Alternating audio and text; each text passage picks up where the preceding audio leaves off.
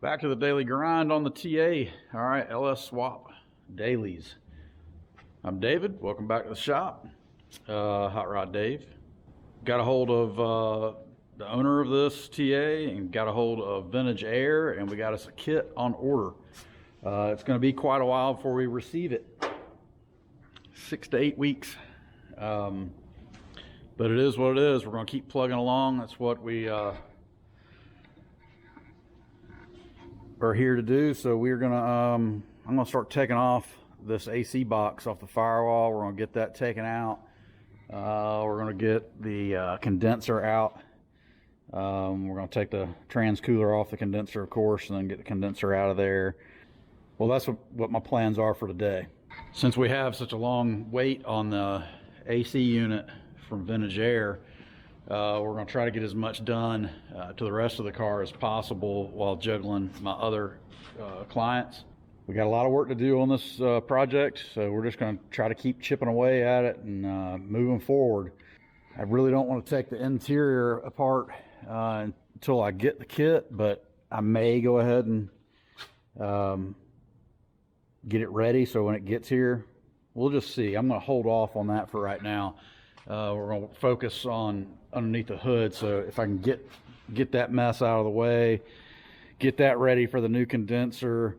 If we have to, we can lower a radiator in here and run the car until without a condenser in it until the AC stuff comes in. If that's what we decide to do, we'll go ahead and get the engine mounted, get the transmission, bell housing done, fuel system done, get all that stuff wired up. And I was hoping to do all the air conditioning stuff first, but that's just not the way. It's too long of a wait. I'm not gonna wait 2 months if that's the deal on this to get started. It's already been sitting. This project's been sitting around waiting to get going already. So we're gonna keep moving. We're gonna do all we can until we get the parts that we need. Okay. Took all the perimeter bolts out.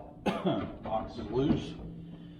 There's one that hides right up above the blower motor right there, so that one you won't be able to see. With the fender liner out, you can get up in there and see it. Took the wheel off that side, lifted the car up. If you're doing it on the ground, just know that it's like directly above the fender right here in the corner. Let's see if we can pull this box out.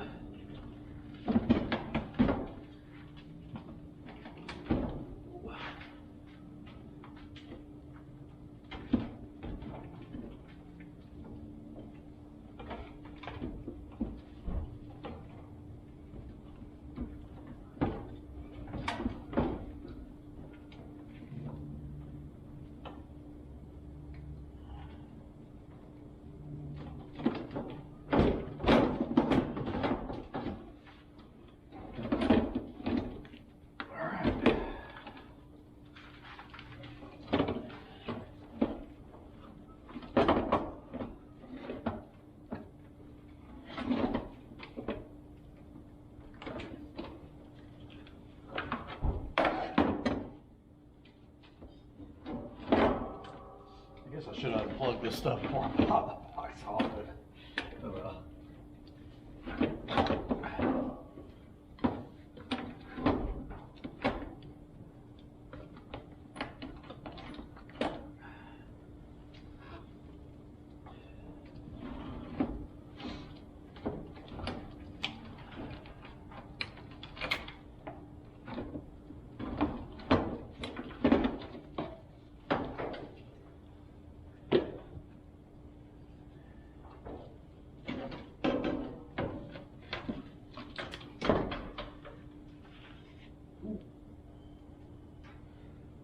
A little bit.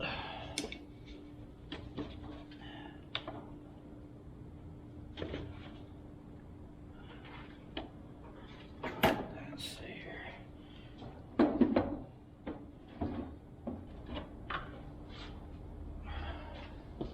Getting that out of the way will free up so much more room. See how much, I mean, that's going to look so good. I've got, not only does the kit come with a plate that bolts from the inside to cover this hole up. I purchased a kit, which is just a plate from Vintage Air that covers up all this. So we can make it look a lot better. It's gonna not just be this from the inside with this rectangle still kind of exposed. We're gonna plate it. Hopefully that's not too bright to see on the computer screen, but that is the plate I'm talking about. That's going to go over the outside. That does not come in the kit. It's 88 bucks from Vintage Air, which is, it's not bad. I've had those made before on my 73 split bumper that I had for years. I took all that stuff off the wall there, and I had some a local guy make me some out of aluminum with a bead roller, you know, just kind of cut it out and put a couple beads in it, and just to sturdy it up. And I covered up all this stuff because I removed the wipers, heater core, evap box, all that stuff got deleted out of mine. So he made me plates to cover up all that. But that was a car I was street racing, taking to the track for Friday night grudge race type stuff. But I did drive it every day. That was back when I was young and didn't have any kids, and I could get away with driving a race car on the street every day for my daily driver. My job was worked at Marietta Dodge Jeep, and at that time, and I worked at a Volvo dealer. All in my home they were all within like a, I don't know, 5 mile radius, maybe 8 at the max. But I would drive it to the drag strip most of the time. So we'd go up on Friday nights, and about a 35-40 minute drive. It was Dallas Dragway, Southeastern Speedway, or Southeastern Dragway. We called it Dallas because it was in Dallas, Georgia. It is no longer there. It's another one of those drag strips that bit the dust. Probably right after I got married, it got shut down. So I want to say I got married in 05, started my business in 05. I want to say in 06 it shut down. It may have been 05 when it shut down. I can't remember exactly. Now Atlanta Dragway in Commerce, Georgia, is shutting down. This will be the last NHRA Southern Nationals held at the original Atlanta Motor Speedway there in Commerce. I think I read, I don't know if it's accurate, that they're going to make that a friggin' neighborhood or something. And that's what they had planned on doing with Dallas Dragway, but the ground wouldn't failed the perk test. There was so much oil and gasoline had soaked in the soil at that place. It had been a drag strip since the 60s. Started out as a quarter mile and got reduced down to an eighth mile. And that's where I spent just about every Friday night, Saturday night for many years as a kid growing up. Started out going there when I was 15 with an older buddy of mine that could drive, and I'd watch him race. I'd help him a little bit, and if we weren't doing that, we're standing there betting money on cars, going down the drag strip, sitting in the bleachers, standing on the fence. Man, we had a lot of fun at that place. Wish it was still around, but she's a goner, just like a lot of stuff. Now they say the EPA is trying to get all over people for modifying cars, and in some places in this country you can't even work on cars at your house anymore. California, I believe. That sucks. It's something we've all got to stand for if you really like motorsports and having the freedom to do what you want with your own automobile, especially if you're racing it only and not, you know, putting it on the streets. You should be able to modify it any way you want. Well, enough of my little rant there. That's off the wall. It's added to the pile of Pontiac parts we got sitting over here. Blower motor's still good. The evaporator was still good to my knowledge. The box is still good. You got a little pile of junk, you know, it's collected in there, acorns and dirt and whatnot. But other than that, it looks like it's in pretty good shape. It all came off in one piece. All right, if you're playing with this kind of job, you know, if you're trying to put a condenser in one of these cars or take one out, get rid of it, whatever. They're a little tricky, but I mean nothing too crazy. You got this bracket. It's bolts in this way. This way. There's sandwiches on both sides. It's got an 8mm on both sides. It holds it in, and it's got one at the top, one at the bottom. Holds it in the core support.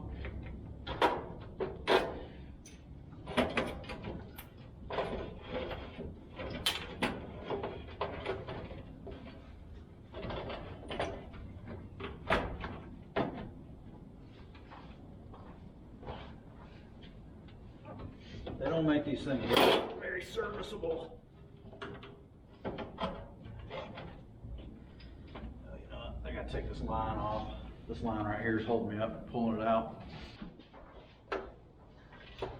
All right.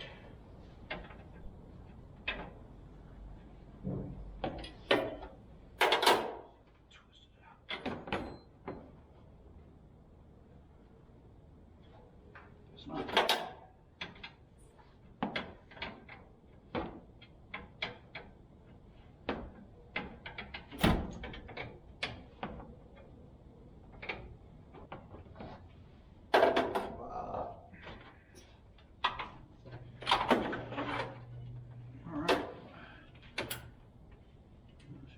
Oil in her.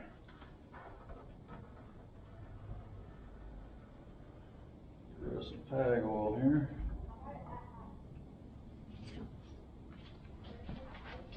All right, so now to the next step here. We gotta get the transmission out of this thing. As you can see, I've got it ratchet strapped up and the exhaust so I could push it in and out without it hanging too much. So I'll grab my transmission jack, put it up under the pan.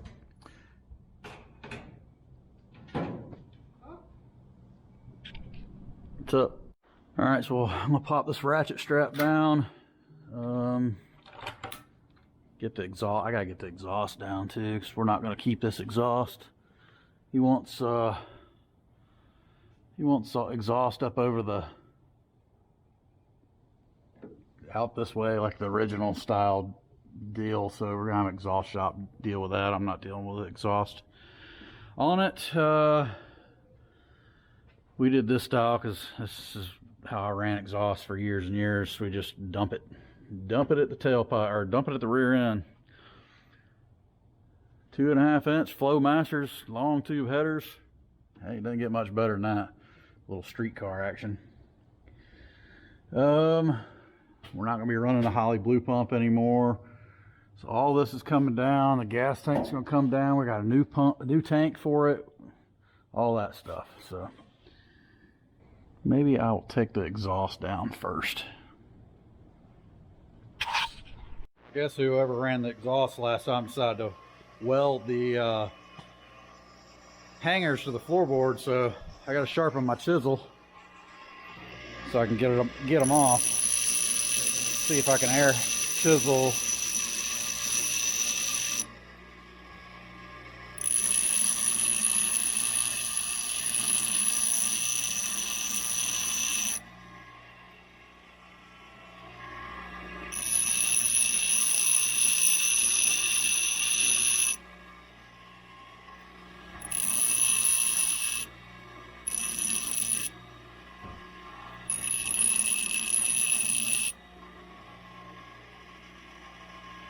That'd be good enough.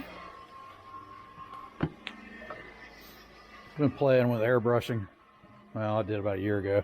It's gonna have to be cleaned pretty thoroughly. Probably shouldn't have my stuff I'm trying to paint next to my grinder.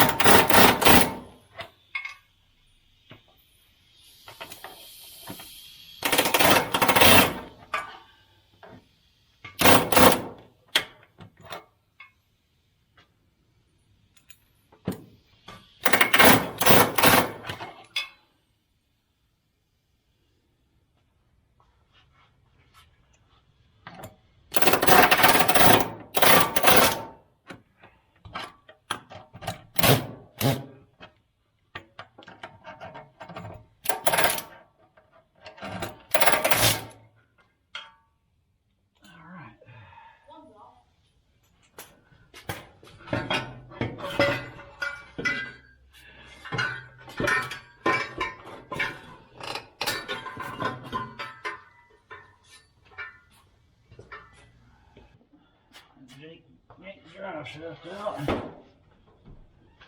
Come on, those. This transmission mount is about to fall out of it. I have not taken that loose, but there's a bolt totally missing there, and that one's about to fall out. So that ought to be pretty easy to get out. I gotta take the shift linkage off. Speedometer cable, it's gotta come out.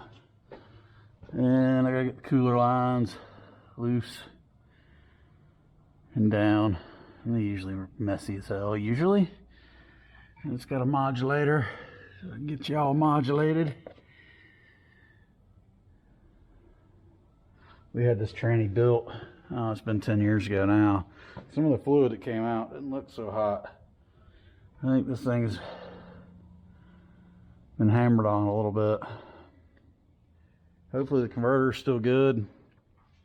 I wasn't able to drive it because it had a hole in the piston when it came in. So, not real sure. It did pull into the shop, but I don't know. Hopefully the converter and the tranny's still in good shape on the inside. All right. I'm gonna get this transmission out of here. Cooler lines. I probably should have took the cooler lines all the way out, but I'm just gonna pull it forward and drop it down because I plan on putting it back in before I put the motor in. I'm not gonna put them both in one shot. I'm gonna put the transmission back in and bring the motor in. So I know where the transmission needs to be. That way I can know if my motor mounts are in the right spot. I don't know. I think it'd just be easier too, not to fool with trying to drag the engine across the front of the nose by myself and all that. So.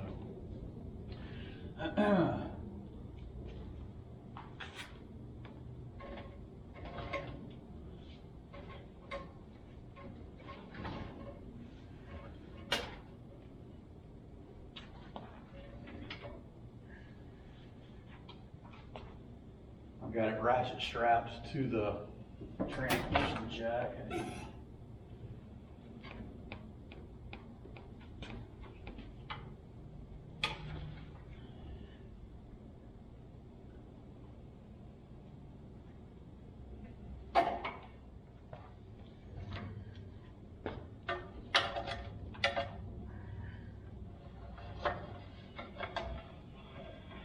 See if Robert wants to spring for some better transmission cooler lines other than these hard lines.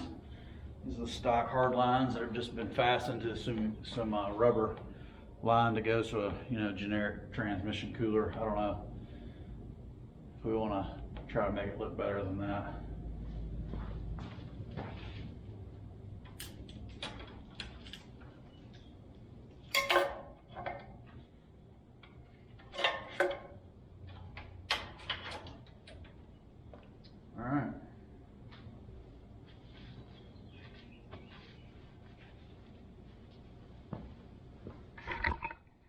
Give you a little peek of what it looks like up under here. You can see how clean this car is. I mean, for a 77, this thing, I guess I can turn some lights on here. This thing is in great shape. I wish it was my car. It's not rusted out. I mean, there's no rust anywhere down here. You still see the primer, factory primer. To my knowledge, there's never been any work done to this car. I mean, if it's had any collision work, it was minor. I want to see if he wants to do some sort of a subframe connectors. This thing's gonna have 500 horsepower. Oh, about tripped over my tools. It's gonna be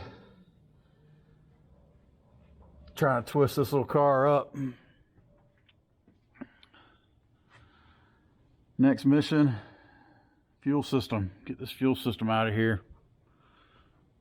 You can see, I mean, these things are bad about rusting the quarter panels and the trunks and stuff out. Other than some very light surface rust, it just doesn't have, and spider webs everywhere because it's been sitting for years. It's just super clean, super clean.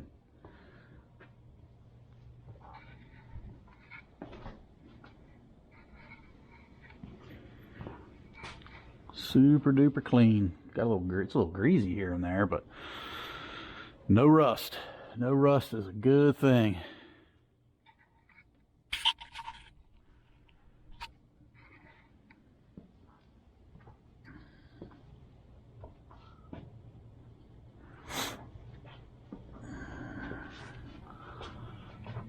I just left the training mount in there.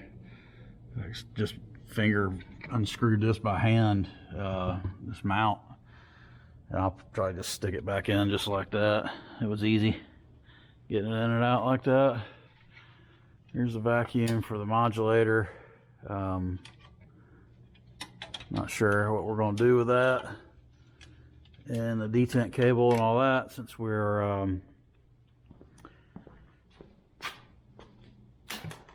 I don't know. We'll see. I gotta look and see what the hot ticket is on what we do with the detent cable, because you know we're gonna have to have a vacuum source for that, which is no big deal. I think we're gonna end up doing an electric vacuum pump for the power brakes. I thought about doing let me get out of here.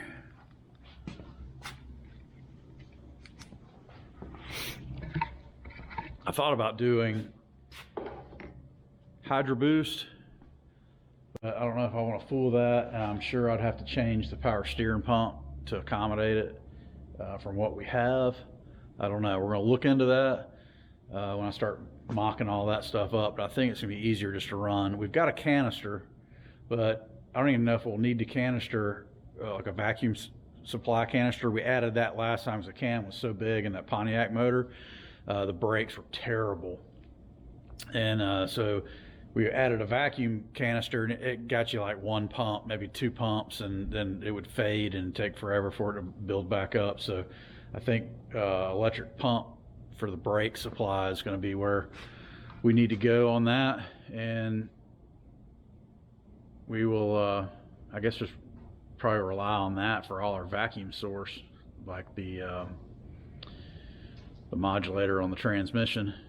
Kick down cable, I'm not sure what to do with that yet. I don't know if we can just eliminate it totally. I got to look into that. If you know what to do with that, drop it in the comments. I will read. I try to stay active in the comments and get back to people when I can. Try to stay current on all that stuff so I don't get too far behind. That's probably going to wrap up the dailies on the Trans Am. We will start back tomorrow with pulling the fuel system out of it and figuring out what to do next.